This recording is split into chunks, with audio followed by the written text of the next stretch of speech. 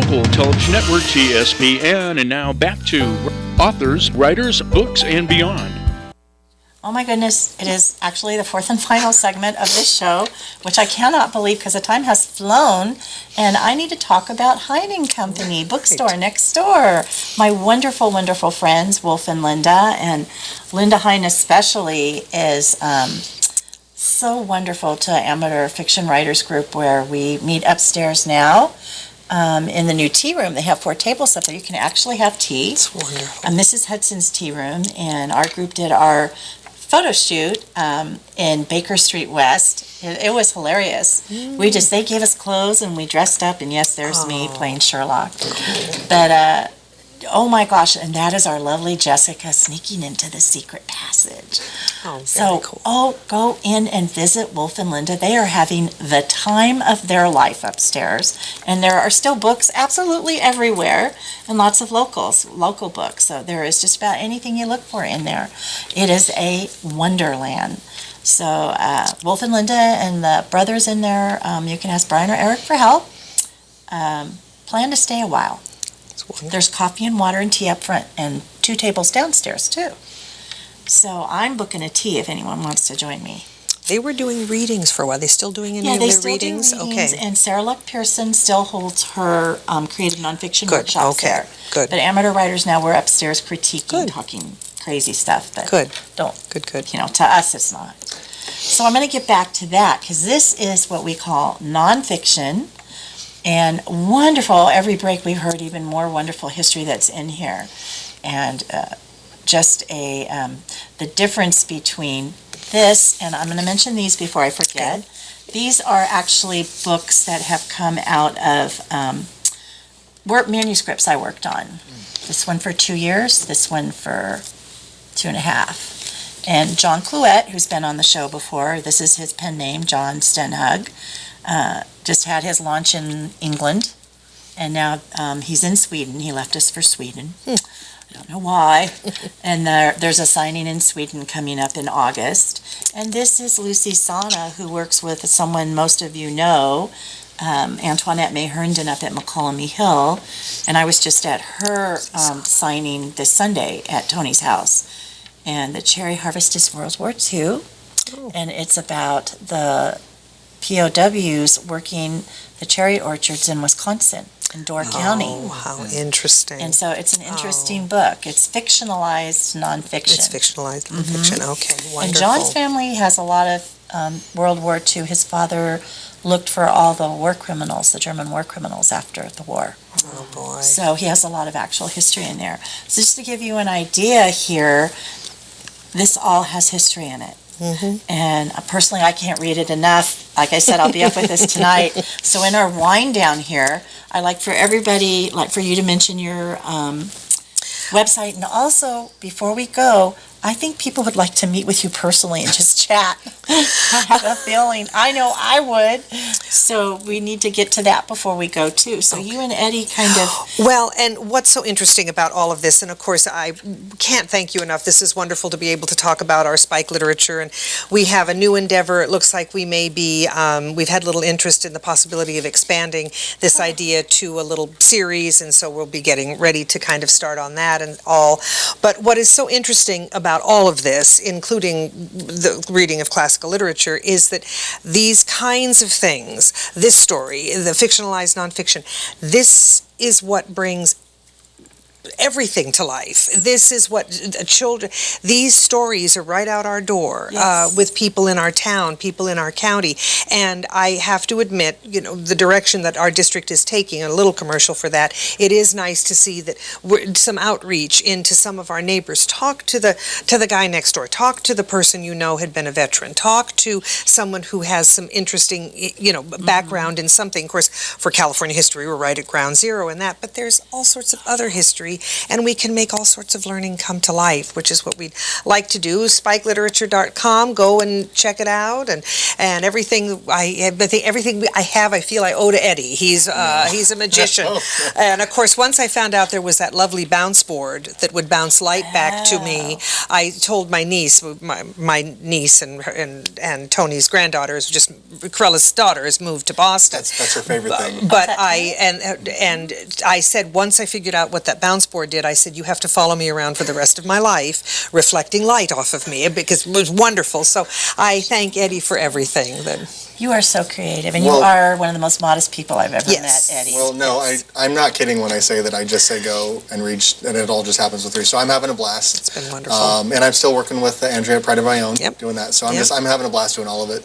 It's just a fun adventure. So very dedicated. I did last weekend, I did a little bit of what he does all the time. We were looking for some shots, so we were editing, and I was exhausted. I said, how do you do this? I went home and took a nap, and put me in front of the camera. Behind that, that's more work than I was ready to do, so it's been a pleasure. It has. And we thank you again for this opportunity. It's wonderful. We've been waiting for you guys for a while. It's wonderful. I kept asking Eddy to have an opening. There's an opening. Yeah, it's wonderful. So It's I've great. held this for quite a year. we appreciate Good, it. Yeah, great, because good. I really felt you had a lot to offer, and we only have 6 minutes left, so I'd like to go back to you again, and I hope I'm not out of line asking if people can contact you for personal, little chat-ups. And we certainly can look for another chance to have a book signing again, I hope and have you people go down to do. Clark's or Hine. Yeah, Hine. While I was doing this, I stumbled across an idea. I want to write a novel. Oh, that's my Come to the territory. right Come place. on over. So I started it. Oh, you And- did? Corella, my editor, said, go with it. It has a very simple start. 6 years ago, my wife and I bought a trailer down at Aptos because my daughter wanted to go to Cabrillo College. But it wasn't fit to live in yet, so I had to go down weekends and work on it. And one weekend I went down walking along the beach, and I picked up a stone. And I was hunched over looking at it because it had the craziest reflections coming off of it. And this gal came up behind me and she said, "Are you all right?" Because I guess I looked sick or something. And I said, "Oh no, I was just looking at this stone with the sunlight. Look at this." And she looked at it and said, "Oh, that's remarkable. Look at the colors in there." It was a piece of black marble, about the size of a matchbox, perfectly square. Didn't belong there. And I said, "It's odd because there's no black marble within 100 miles of this place." And she said, "Oh, that's crazy. Interesting. That's fascinating."